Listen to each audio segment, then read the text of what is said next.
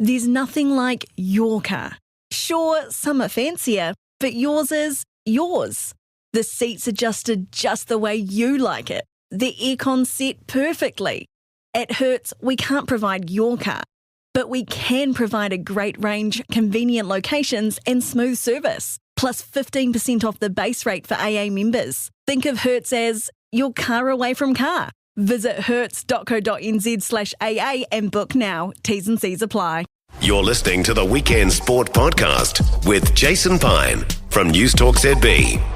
Sunday afternoons mean a few things, but they mean James McOnie. Did the Port sing your Nando Pinecker, Fernando, ABBA crossover yesterday? No, I don't know if they did. I'm not sure because Louis Toomey wasn't playing. Then all my Toomey songs, nothing really matters to me. They didn't get played either, so I don't know if any of the songs in Aga Do Do Do, Push Pinecker, Shake a Tree, that didn't make it either. So, I mean, look, I thought the Port atmosphere looked incredible, but what a day for the club and for New Zealand football. James, so good. It was so good, and in so many ways. And look, you have to hand it to Auckland FC. They gave it a lot of marketing grunt. They really got out there and tried to publicise this football club and the first game, and people turned up, man. And it was so good there yesterday. And that's a great venue too, a rectangular ground in which to watch a game of football.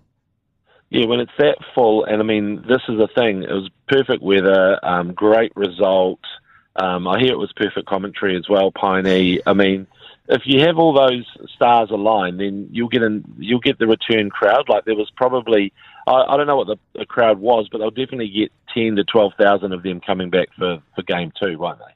Yeah, they will. It was 24 there yesterday. So you're right. Even if only half of them come back for game two, if people turned up to watch something because it was new and different and the first game of the season, all that, you're right.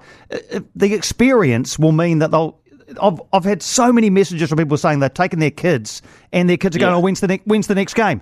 and buy me a shirt. And this is the thing is the recruitment. I've got to give them a pat on the back really for they need their flowers for selecting players who people may not have heard of, but they are actually legit top level players. So Hiroki Sakai is a genuine international star, 3 World Cups for Japan. So he's their captain, but also guys like Louis Verstrata, a 25-year-old defensive midfielder.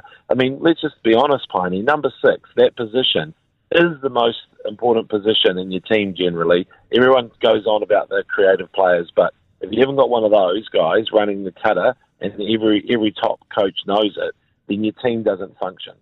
He was man of the match yesterday. Terrific player. It's A-League imports. We've never heard of them, right? I'd never heard of Louis Verstrata, but heard of him now. He looked good there yesterday, but it was good to see the local boys too. Logan Rogerson scoring a goal.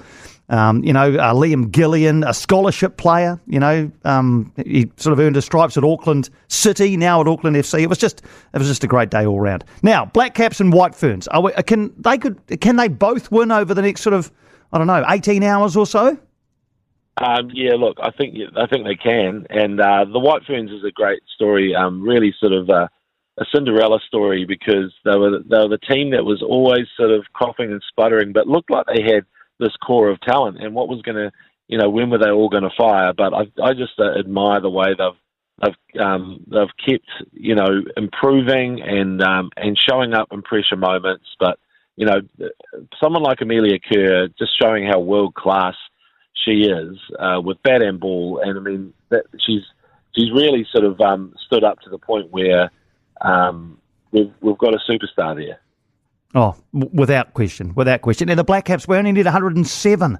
The rain stays away and, we could win a test in India for the first time since 1988, James.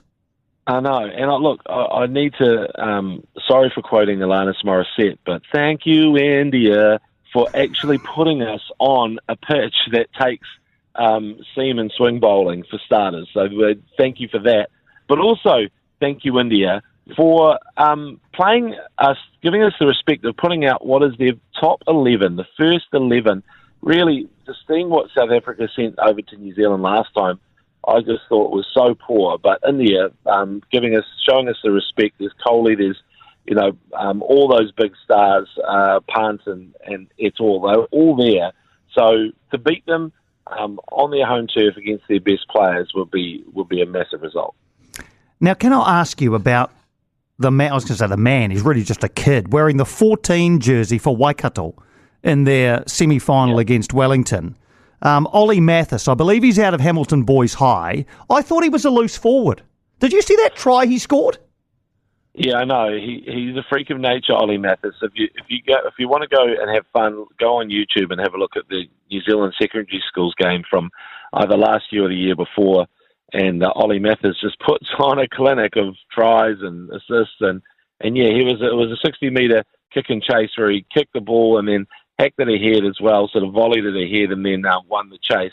He is, an open side flanker. He's actually from Waihi, so he's a Waihi kid, and Wayne Smith, when he spotted him as a kid, said, "Hey, I've been helping out at Waihi Rugby Club, and the best player at the club is a 14-year-old schoolboy." And that was Ollie Mathis. And so now he's so even the professor's going, "Who the hell is this?"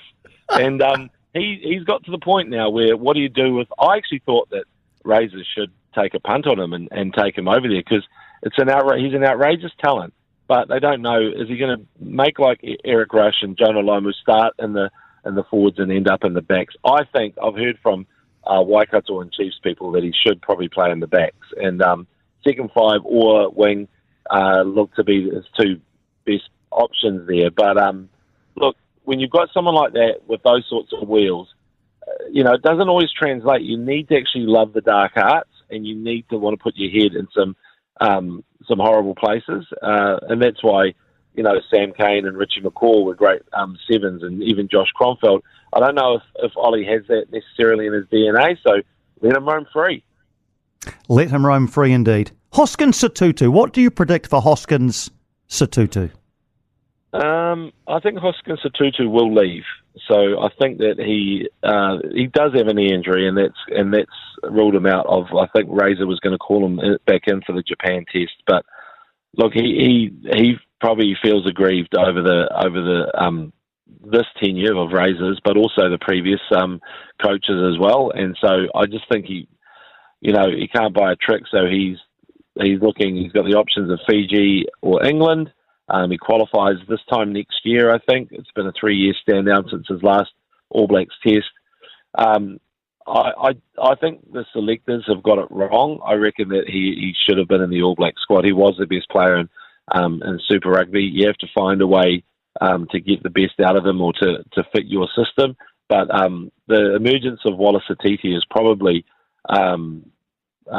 feels like the writing's on the wall that even if he came back, he'd still be behind an outrageous talent as well. So maybe it's just best for him to go, and I think he will. I'm trying to remember if I remember this correctly, but at the back end of Super Rugby, I'm pretty sure if you asked most rugby fans, they would have about who, if it was a choice between Sotutu and Satiti, most would have gone Hoskins Sotutu, wouldn't they?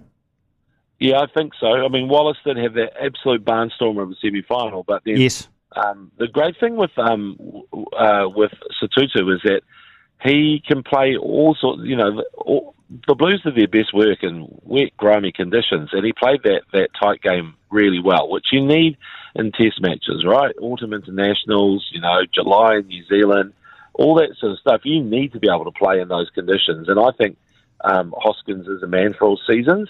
And the one thing about it is, and I think I've said this on your show a lot, Piney, you'll know I'm a Hoskins Sotutu fan, is that are we letting possibly the most talented rugby player in the world just slip from our grasp and not find a space for him in the team? I know that all those Northern Hemisphere or even South African teams will be absolutely celebrating that we can't find a place for Hoskins Sotutu because he would be their worst nightmare to face. James, always good to chat, mate. Thanks for taking our call as always. Let's chat again next Sunday, shall we? Yes, indeed. And the America's Cup. It's, yes. It's a big deal, Piney. You dine out on that, mate. It's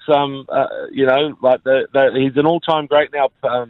Peter Burling up there with Dennis Conner and all the luminaries of that. So I still miss the old school of luffing up and all that sort of stuff, and spinnakers and wine glasses and all that sort of thing. But I'm sure they'll be enjoying the wine glasses over there.